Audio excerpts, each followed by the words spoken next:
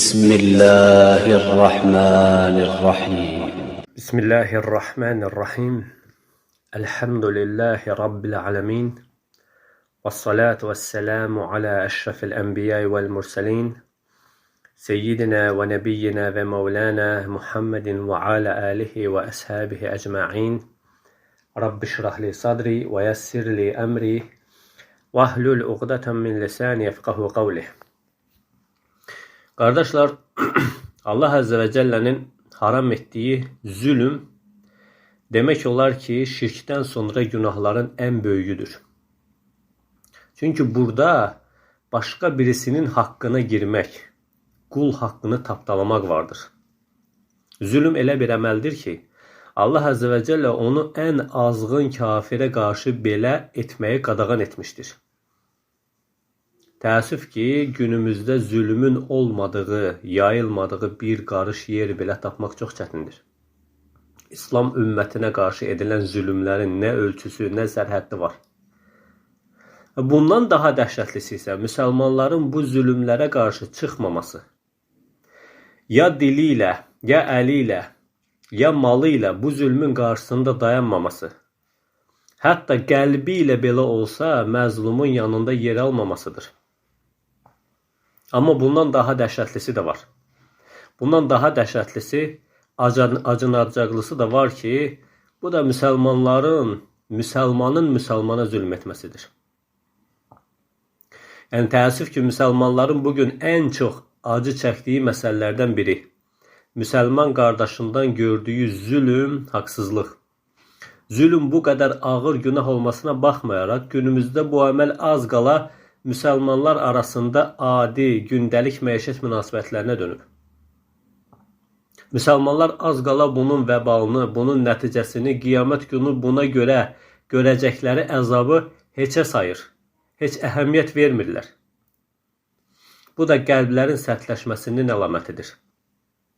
Müsəlmanlar bir-birinə dilləri ilə, əməlləri ilə, iftira atmaqla, demədikləri şeyləri ona nisbət etməklə, borc alıb qaytarmamaqla, şəriklikdə etdikləri məsuliyyətsizlikləri səbəbilə, ailə daxili münasibətlərlə, şəriini müflis etməklə, ər zövcənin haqqına girməklə, zövcə ərin haqqına girməklə, həqiqəti araşdırmadan qardaş haqqında hər eşitdiyini danışmaqla, haqsız yerə qardaşını bidətdə, küfürdə ittiham etməklə zülm etməkdədirlər. Və bu zülm artıq qarşısı alınmayacaq səviyyələrə gəlib çatmışdır. Yəni, qardaşlarım, bu zülmün qarşısını almağa çalışmaq hər birimizin borcudur. Hamımıza vacibdir ki, başqalarına zülm etməkdən çəkinək və bizə qarşı da zülm olunmasının qarşısını alaq. Allah Resulü sallallahu aleyhi və səlləm buyurur ki, qardaşınız yaxşılıq etdikdə və pislik etdikdə hər ikisində ona yardım edin. Sahabələr soruşdular ki, ey Allahın Resulü, yaxşılığı bildik, bəs pislik etdikdə ona necə yardım edək? Allah Resulü sallallahu aleyhi və səlləm buyurur ki, pislik edərkən onun əlindən tutub mane olun. Pislik etməyinə mane olun. Əbu Musa el-Əşari radiyallahu anh buyurur ki, Allah Resulü sallallahu aleyhi və səlləm belə buyurdu. Allah zalıma sadəcə möhlət verər. Onu tutduğu zaman əsla buraxmaz, əsla o xilas olmaz. Və sonra da Hud surəsi 102-ci ayəni oxudu ki, Rəbbin haqsızlıq edən məmləkətləri yaxaladığı zaman belə yaxalayır. Onun cəzası həqiqətən də ağırlı, acılıdır, şiddətlidir. Əbu Hüreyrə radiyallahu anh buyurur ki, Allah Resulü sallallahu aleyhi və səlləm belə buyurdu. Bilirsinizmi müflis kimdir? Sahabələr dedi ki, müflis pulu, malı olmayan kəsdir. Allah Resulü sallallahu aleyhi və səlləm buyurur ki, mənim ümmətimin müflisləri o kəslərdir ki, qiyamət günü namazları, orucuları, zəkatları ilə gələrlər. Amma digər tərəfdən də birisini söymüşdür, birisini döymüşdür, birisinin malını yemişdir, birisinin qanını tökmüşdür. Onun bütün yaxşı əməlləri bir-bir ondan alınaraq başqalarına verilər. Əgər zülm etdiyi kəslərin haqları ödənməzsə, bu dəfə də bu kəslərin günahları ona yüklənər. və üzü üstə cəhənnəmə atılar. Maymun bin Mehran radiyallahu anhu buyurur ki, Quran oxuyan kəs bəzən özü-özünə lənət oxuyar.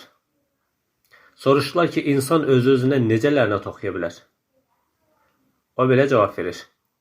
Allahın lənəti zalimların üzərinə olsun ayəsini oxuyar, Hud surəsi 18-ci ayə. Əgər özü zalim biridirsə, beləliklə özü-özünə lənət etmiş olar. Yəni, zülüm ən böyük günahdır. Əgər bu günah qul ilə Allah arasında olarsa, Allah Əzzə və Cəllə kərimdir, rahimdir, çox bağışlayandır. İstəsə onu bağışlayar. Amma əgər zülüm qul ilə qul arasında olarsa, bu təqdirdə halallaşmaqdan başqa yolu yoxdur. Bu halda yeganə çarə zülmə son vermək və məzlum ilə halallaşmaqdır. İbn Məsud radiyallahu anhu buyurur ki, əgər bir kəs zülm etməyə davam edən bir zalıma yardım edər və onun bir müsəlmanın haqqını yeməsi üçün dəlil gətirərsə, yəni onu haqlı çıxartmaq üçün, zalıma haqlı çıxartmaq üçün dəlil gətirərsə, Allahın qəzəbinə düşər olar. Həmçinin eyni günah onun özünə yüklənər. Süfyan əs-Savri rahimehullah buyurur ki, qulun bir haqqını tapdalayaraq Allah Əzzə və Cəllənin huzuruna gəlməkdənsə, Allahın 70 haqqını tapdalayaraq gəlmək mənə daha sevimlidir. Əbu Bəkir Varraq rahimehullah buyurur ki, qəlbdən imanı silən günahların başında zülm gəlir. Qəlbdən imanı silən günahların başında zülm gəlir. Yenə Yezid bin Səmura rahimehullah buyurur ki, cəhənnəmdə dəniz sahili kimi geniş quyular vardır. İçərisində də dəvə boynu qalınlığında və qatır böyüklüyündə əqrəblər var. Cəhənnəm əhli çəkdikləri əzabın yüngülləşməsini istədikdə, onlara olduqları yerdən çıxmaq əmr olunur. Onlar oradan çıxan kimi həmən ilan və əqrəblər onlara hücum edər və bədənlərini qopartmağa başlayarlar. Bu dəfə də bu kəslər həmən ilan və əqrəblərdən qaçıb yenə cəhənnəmə sığınarlar. Bu dəfə elə bir qotur xəstəliyinə tutularlar ki, ətləri və dəriləri çürüyüb tökülər və sümükləri düzə çıxar. Onların hər birinə tək-tək soruşular, ey filan kəs, bu düşdüyün hal sənə əziyyət verirmi? Onlar bəli deyərlər. Onlara belə cavab verirlər. Bu sizin dünyada ikən möminlərə etdiyiniz əziyyətlərin qarşılığıdır. Allah Əzzə və Cəllənin bu ayəsi də buna dəlalət edir. Allah Əzzə və Cəllə buyurur ki, Əl-ləzinə kəfəru və saddu an səbililləh zidnəhum azəbən fəvqəl azəbi bimə kənu yufsidun. O kəslər ki, küfr edir və insanları Allahın yolundan saptıranlara törətdikləri fitnə fəsada görə əzab üstündə əzab artıracağıq. Ömər bin Xattab radiyallahu anhu buyurur ki, möminə bu 3 qüsur kifayətdir. Özünün də etdiyi bir günaha görə başqasını qınaması. Birinci, özünün də etdiyi bir günaha görə. Təklikdə bir günah edir. Başqa vaxt, başqasının həmin günahı etdiyini gördükdə onu qınayır. Bu qüsurdur.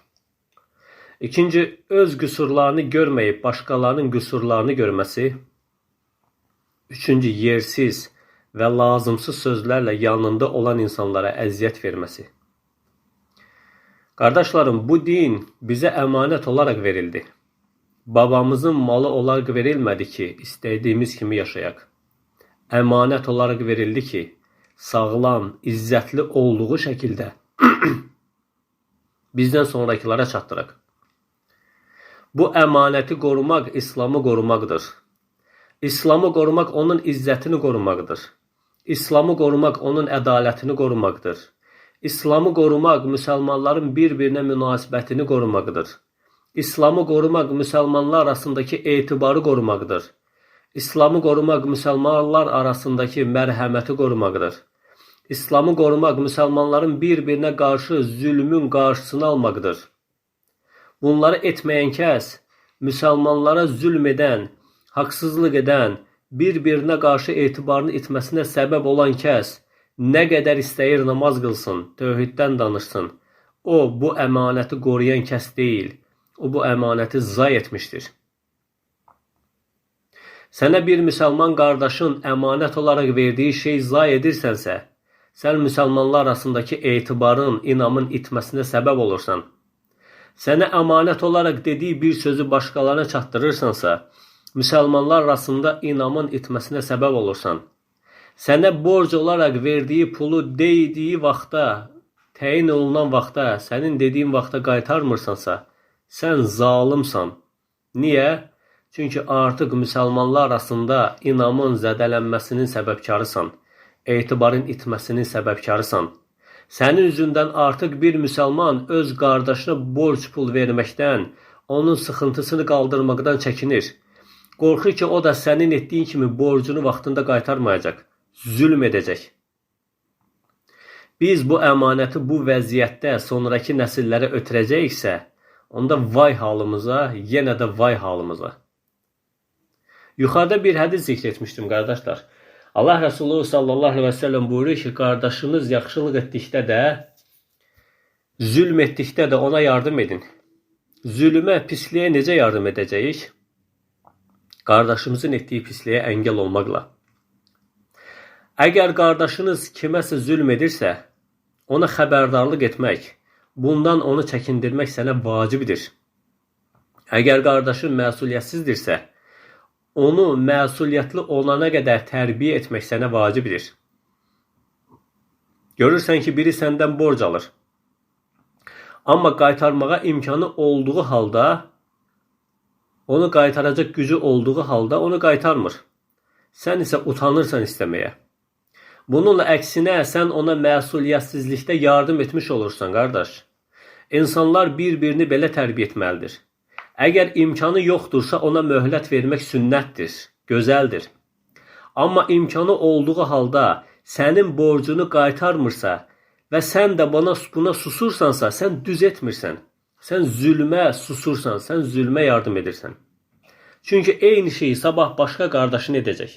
Bu isə ümmət arasında əmanətin, etibarın itməsinə səbəbdir. Onu məsuliyyətli olmağa öyrətmək sənin borcundur. Vaxtı bitdiyi vaxt borcunu qaytarmırsa, israrla tələb elə. Qoy məsuliyyətli olmağa öyrənsin. Qoy qiyamət günü bu borcla getməsin Allah Əzə və Cəllənin huzuruna. Sənə görə bir müsəlman qardaşın əzab görməsin qiyamət günü. Onu görməsini istəmirsənsə, bu dünyada imkanı olduğu halda verməyən kəsdən borcunu tələb elə. İsrarla tələb elə. Bu iki şeyə görədir. Dediyim kimi, bir, qiyamət günü bir müsəlman qardaşın borc Allahın huzuruna getməsin. İkinci, ümmət arasında etibar zədələnməsin. Müsəlmanlar arasında bir-birinə qarşı etibar zədələnməsin. Müsəlmanlar məsuliyyətsiz olaraq tərbiyə olunmasın.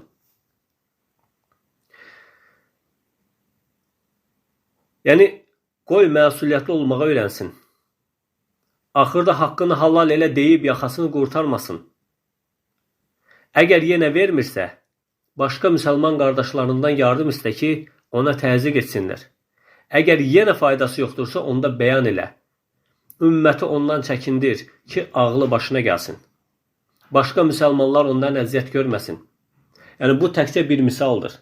Bütün məsələlərdə müsəlmanlar belə davranmalıdır, bir-birini tərbiyə etməlidir. İstər yumuşaq dillə, nəsiyyətlə başa düşürlərsə nəsiyyətlə, başa düşmürlərsə sərt şəkildə, israrla haqların ödənməsinə məcbur etmək lazımdır. Heç bir müsəlmanın başqa müsəlman üzərində haqqı qalmamalıdır. Yəni, istər bu məsələlərdə olsun, istər evlilik məsələsi olsun, istər şəriklik məsələsi olsun, müsəlmanların şikayət etdiyi hər məsələ ki, bu şikayətləri biz hər gün eşidirik. Allah Resulü sallallahu aleyhi ve sellem Amr bin As və Muaviyyə radiyallahu anhu ilə evlənmək üçün məsləhət alan qadına nə dedi? Qadınlardan biri gəldi, Fətimə binti Qeys, səhv etmirəmsə. Dedi ki, Allah Resulü mənə Amr bin As da istəyir, Muaviyyə də istəyir, hansınla evlənim? Allah Resulü sallallahu aleyhi ve sellem nə buyurdu? Dedi ki, Amr çomağı çiynindən salmaz. Yəni, üzr istəyirəm, lori dildə desək, arvad döyəndir. Muaviyyə isə xəsis birisidir. Sən filankəslə evlən. Baxın, qardaşlar, hər ikisi Allah Rəsulü sallallahu aleyhi və səlləmin sahabəsidir. Amma ədaləti ayaqda tutmaq üçün Allah Rəsulü sallallahu aleyhi və səlləm necə davrandı? Ümmət bu şəkildə sağlam qalır. Əgər bir müsəlman sənə və ya başqasına etdiyi zülmə görə göz yumursansa, sən o zülmün adiləşməsinə yardım etmiş olursan. Sən zalim sifətini almış olursan. Biri sənin müsəlman qardaşını təkfir edir. Sən ona göz yumursansa, haqsız olaraq təkfir etdiyini bilə-bilə göz yumursansa, səsini çıxartmırsansa, hətta qorxaraq əqidəni gizləyirsənsə, bu sənin İslamın izzətindən xəbərin olmamasının əlamətidir. Bu sənin İslamın ləzzətinin, imanın ləzzətindən xəbərin olmamasının əlamətidir. Hani budur İslamın izzəti. Ümmətin məsləhəti bir-iki nəfərin məsləhətindən önəmlidir, vacibdir. Əgər bir neçə nəfərin məsuliyyətsiz, İslama ləkə gətirəcək işlər görməsi, istər müsəlmanlar, istər kafirlər arasında etibar itirəcək davranışları varsa, ya onları tərbiyə edəcəyik.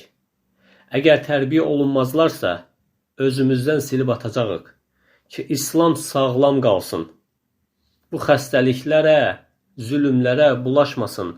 Bizdən sonraki nəsillərə sağlam olaraq, izzətli olaraq, etibarlı İslam olaraq, müsəlmanlar arasında əsil qardaşlığı qorunan bir İslam olaraq gedib çatsın. Subhanək Allahumma və bihamdik. Əşhədu ən la ilahə illə ənt. Əstəğfiruka və etûbu ileyk.